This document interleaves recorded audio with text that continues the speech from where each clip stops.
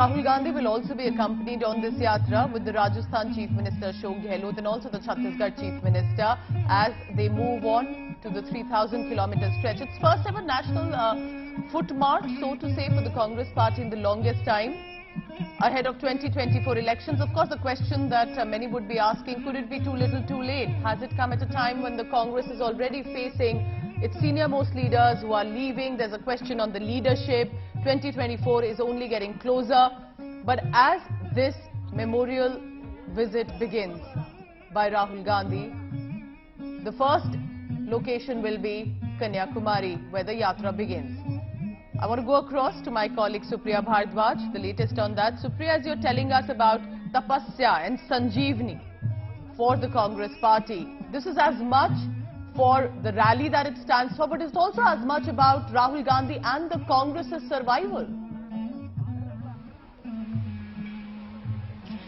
Well, that's what exactly Jairam Ramesh yesterday was mentioning. See, Congress party is one of the strongest party in the opposition, Pooja. As far as Congress is concerned, we know that they are present in nationally, but what they have to do right now is that they have to reinvent, rebuild themselves and come up in a new plans and new ideas to connect with the people of the country. This exactly happened at Udaipur Chintan Shivir, where the Chintan happened, and now here where we are at Kanyakumari, where the three mega seas, there's a Sangam of Indian Ocean, the Bay of Bengal and Arabian Sea takes place. The Congress party's Manthan will start. Where we are at the moment is the location where at around 5 p.m. in the evening today Rahul Gandhi is going to address the masses, and from here onwards the mass contact with the people start. The Congress party's mega mass connect with the people. The campaign starts from here, from Kanyakumari itself, all the way to Kashmir.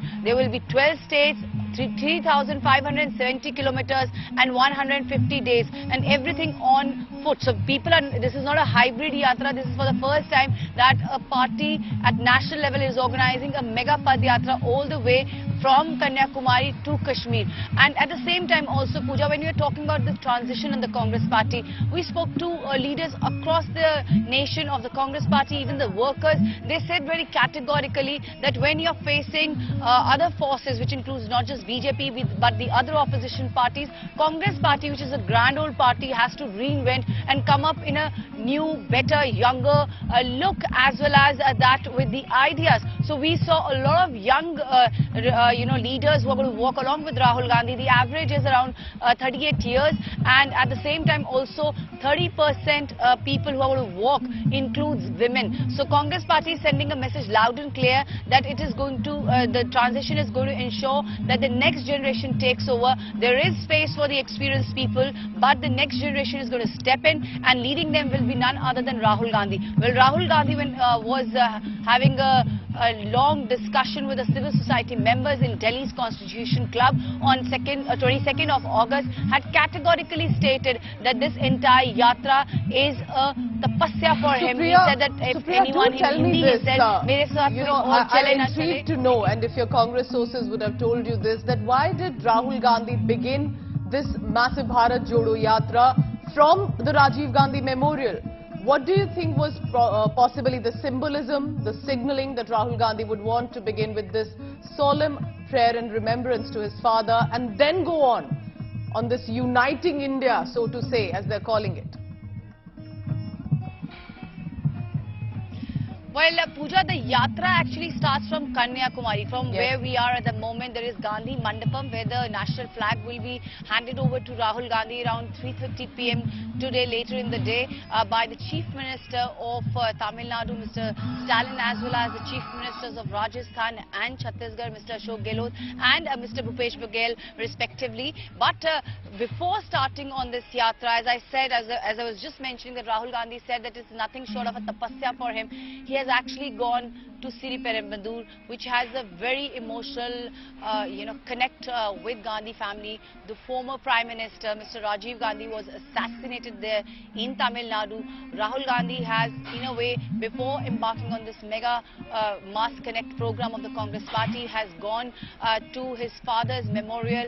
And when we spoke to the leaders in the Congress party, they said he has gone there to take the Ashirwad of his late father, that he is actually embarking on this journey, which is in a way a kind of a game changer, as the people are saying, in the Indian political arena.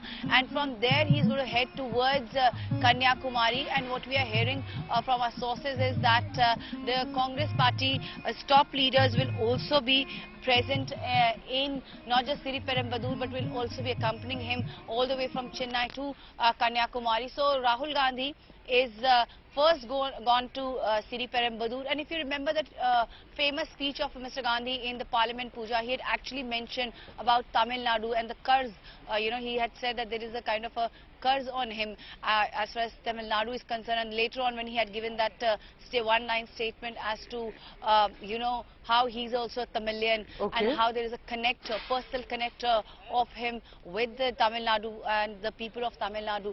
So it is really, this is nothing but a personal, emotional moment for him. He's there and he is attending a prayer meet, as well as at the same time also meditating. This is what the Congress party had said, that Rahul Gandhi, before embarking on this entire mega mass program of the Congress party, the Bharat Jodo Yatra, had decided to go to Siriperumbudur to take the Ashirwad or the blessings of his father, to remember him, and then to embark on this journey. I would first, before I sign off, I would like to show you what is happening here. Big cutouts of Rahul Gandhi as well as Congress President Ms. Sonia Gandhi. She will not be joining in this yatra because at the moment she is in Italy because of the demise of her mother, and Priyanka Gandhi is with her. And Pooja, you can see what we are learning from our sources is that there will be a message from the Congress President Sonia Gandhi's side that would be read over here. And behind me you can see Bharat Jodo Yatra. What is really very significant over here is that Congress party is saying that this is a non-partisan yatra. So there you won't see the symbol of Congress party in that entire logo of Bharat Jodo Yatra. Just the tricolors, all three colors in the Tiranga at the same time. I do find one thing very interesting, Supriya. While I was researching of how are they planning to go ahead and about with this yatra, this after his visit from the Rajiv Gandhi Memorial, is